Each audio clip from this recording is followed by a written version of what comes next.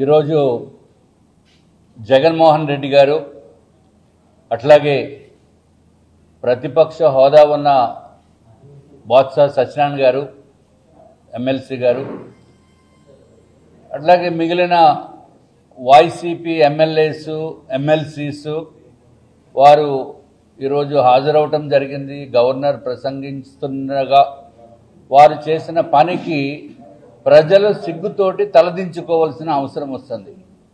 ఎందుకంటే ఈ ప్రభుత్వము విధి విధానాలు ఏ విధంగా చేస్తున్నారు అని చెప్పి ప్రభుత్వ పిక్చర్ ఓవరాల్ పిక్చర్ గవర్నర్ గారి ద్వారా మనము వారు చెప్తే ఉంటే ఇక్కడ గొడవ చేసి వైసీపీ నేతలు గొడవ చేసి పేపర్స్ పైకి వారి పైన ఇసిరి చేయటం అనేది చాలా చాలా బాధాకరమైన విషయము.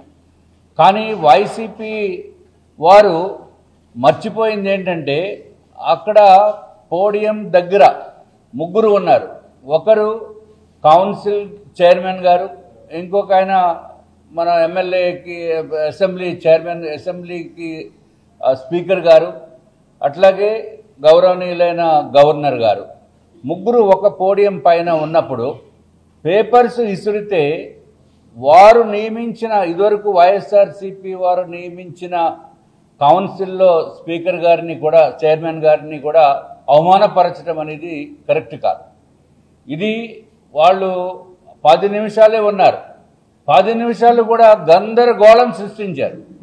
అంటే రాష్ట్ర ప్రజలు ఏ విధంగా తీర్పునిచ్చారో ఇంకా అది కూడా మర్చిపోలేదు. వాళ్ళు ఇంత గౌరవంగా మాట్లాడటము, లేకపోతే కేకులు వేయటము, అట్లాగే ప్లే కార్డ్స్ తీసుకొచ్చి మాకు న్యాయం చేయండి. ఏమేమి న్యాయం చేయాలి? మీకు ప్రజలు న్యాయం చేశారు.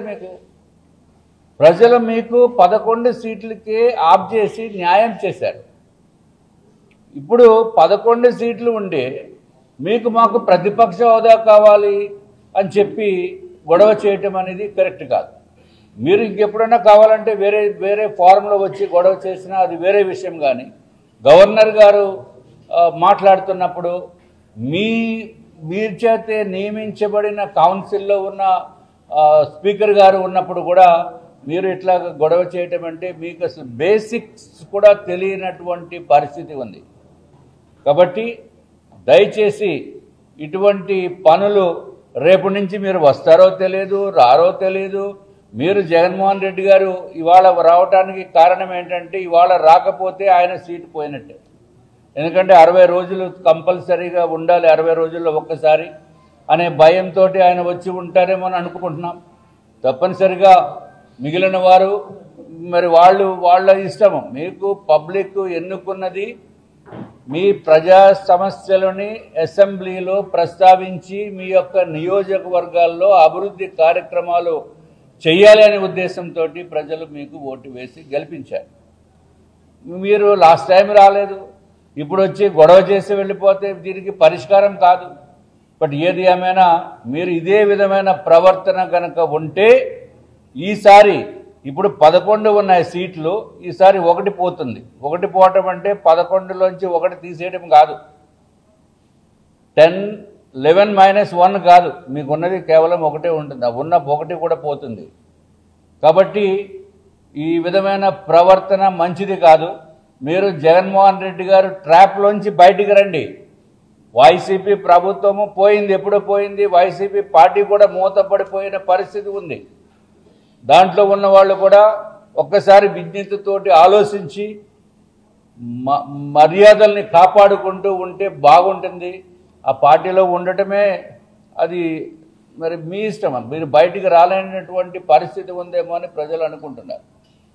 కాబట్టి జగన్మోహన్ రెడ్డి గారు నేతృత్వం వహిస్తున్న వైసీపీలో ఉండటం అనేది, మిగిలిన వారు కూడా ఉండటం అనేది బాధాకరమైన విషయమని కొంతమంది చెప్పారు. అయినా బయటికి రాలేనటువంటి పరిస్థితి ఉంది. కాబట్టి మీరు బయటికి రాకపోతే రాలేదు, మీరు అక్కడే ఉండండి, లేకపోతే ప్రాబ్లం లేదు. కానీ అసెంబ్లీకి వచ్చి ఇట్లా గొడవ చేయడం అనేది కరెక్ట్ కాదు. ఇప్పుడు అదే జరిగితే వాళ్ళు వస్తే కన్స్ట్రక్టివ్ క్రిటిసిజము ఏదైనా ఉంటే ఈ ప్రభుత్వం ఇట్లా చేయలేదు, ఈ విధంగా చేస్తే బాగుంటుంది, కన్స్ట్రక్టివ్ క్రిటిసిజం వాళ్ళు ఉంటే చేస్తారు. మేము కన్స్ట్రక్టివ్ సజెషన్స్ ఇస్తాం. మిగిలిన మేము కూటమి ప్రభుత్వంలో ఉన్నప్పటికీ కూడా డెఫినెట్గా ప్రభుత్వానికి సజెషన్స్ ఇస్తే అందరి మంచి గురించి మేము డెఫినెట్గా మంచి సజెషన్స్ ఇస్తాము. తర్వాత ప్రభుత్వము తీసుకునే నిర్ణయము ప్రభుత్వం తీసుకుంటుంది.